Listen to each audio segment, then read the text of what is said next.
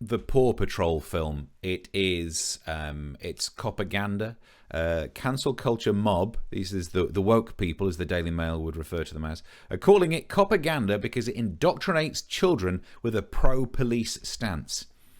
Ooh, this has upset a lot of people. I mean, both of us have recently spent a lot of time on right-wing media arguing our case, and maybe it's rubbed off a little. So let's have a go at what the silly woke people are trying to attack Paw Patrol. It's a kid's film, for crying out loud. Let's have a look at a still over there. They are. Yeah, I just look at it, and all of a sudden, I wish to be in a police state. They've done so much in terms of indoctrinating me. They've not done as much as, obviously, the village people. If it weren't for them, I don't think I'd have my massive respect for traffic cops and Native Americans. It's good, isn't it? A nice cross-section of community there.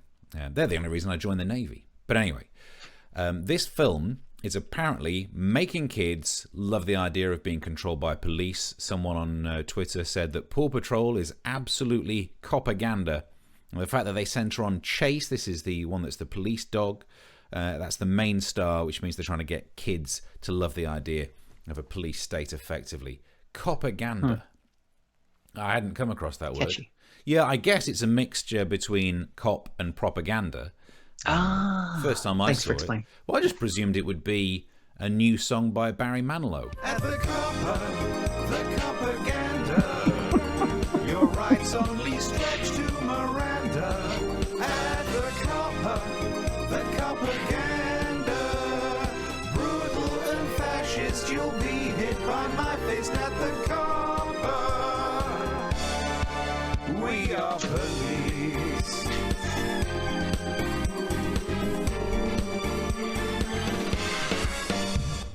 Stops there, don't worry. I've missed this. Yeah, you missed that? It's been a while. Hasn't it? Not long enough. So that it's not just people on Twitter though, because The Guardian did a review and they said that Paw Patrol is authoritarian propaganda. A review in The Guardian. Of course, it's not the first kids' entertainment that's come under the same sort of criticism.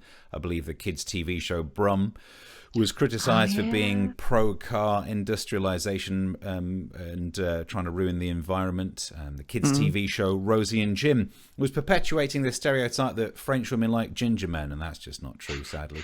And I think the biggest problem was He-Man and the Masters of the Universe. As The Guardian pointed out, it should be called They Person and the Mistresses of the Universe. That still doesn't work, does it? It's a very difficult one to make woke, although they've tried, because the new series, I don't think it works as well. They Person.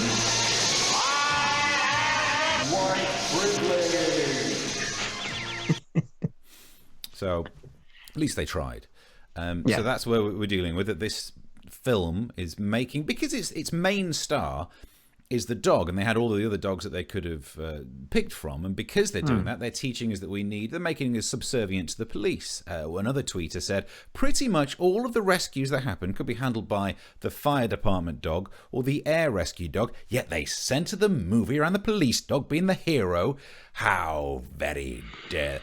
Respecting the police. And this is the weird thing that we've got in the UK now, that we have this mantra of defund the police that we've just nicked from America. We have this strange mentality where we see something happen in America and think, we better protest about the same thing. Like there'll be people who would probably go on a protest trying to disarm police in Britain.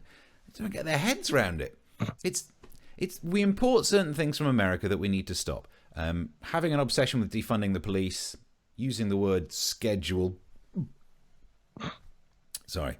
Things like that we need to stop importing from America, because it's different over there, isn't it? Like, defund the police in America is all about, stopping, like, effectively demilitarizing them, whereas over here, if anything, there's a good argument for putting more funding in the police, given that Boris Johnson has promised to fund extra cops that they got rid of in the first place. The same people who'll spend their time in The Guardian talking about defunding the police will complain about Tory cuts. I looked online, there are loads of people tweeting about Tory cuts. A lot of them were just typos, just one letter away, isn't it? But it's a serious problem. But then you think, well, let's have a look at the definition of what we're talking about. If we're using in the UK the phrase defund the police, what could it mean for us?